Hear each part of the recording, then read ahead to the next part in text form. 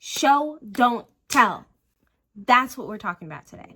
Hi, I'm Sarah, and I am a book editor for Third Wheel Publishing.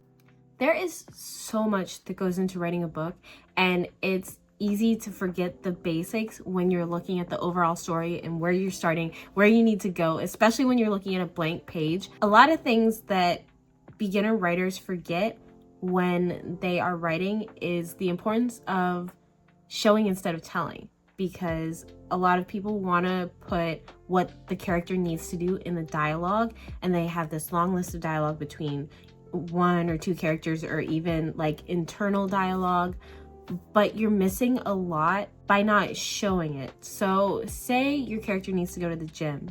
Instead of having them turn to another character and saying, "Hey, I need to go to the gym," you should be giving context to what they need to do and showing reasons why they need to do that. Do they not like some physical aspect of their body? Do they think it'll help their mental health? Are they overly tired and they want to use the gym as a way to get more energy? There are a lot of reasons that an action needs to be done or a goal needs to be achieved. And instead of putting that in dialogue, you could put a lot more context behind it by showing these reasons and building upon them throughout the entire story to get to the end result or get to that end goal. And some people like to think of this as like a minute thing that you need to do, but it really helps to build a story into something that engages the reader, because when you put what a character needs to do in the dialogue, it really takes the reader out of the story. You don't need a ton of dialogue to make a good story. There are both great books with a ton of dialogue and great books with very little dialogue, and it's really up to your writing style as to which you choose to do. There again, you don't want to use dialogue at the hindrance of your story either. There are great books with a lot of dialogue, as well as a lot of amazing books with very little dialogue. Now, this doesn't all have to happen in the first draft. You can go back and revise. You'll look for things where you have stated something in the dialogue and find ways to incorporate it into the story more naturally. But there's also a lot of credence toward being aware of what you're putting on the page in your first draft. This is where beta readers can come in handy quite a bit, because you know your story, you know what you were trying to get at.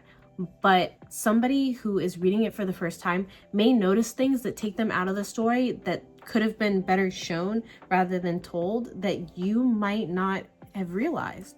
And that is something that you're going to want to ask your beta readers from the very beginning. You'll want to say, this is something that I'd like you to look for when you're reading my book. As a side note, friends and family are not always the best beta readers. They want you to do well, but they also don't want to hurt your feelings, so they might not give you the best feedback for your story because they feel that the feedback they're giving you is the best for you as a person. On another note, don't take all the critiques you get from beta readers to heart. They're there to try to make your book better.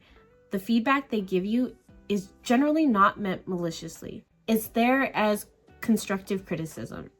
The same with your editor. When you see all the red on the page, they are not being mean. They are trying to give you the best suggestions that they can to make your book the best that it can be. If you're having trouble showing instead of telling, a great exercise to do is taking a simple phrase like, "she was tired," and expounding on it.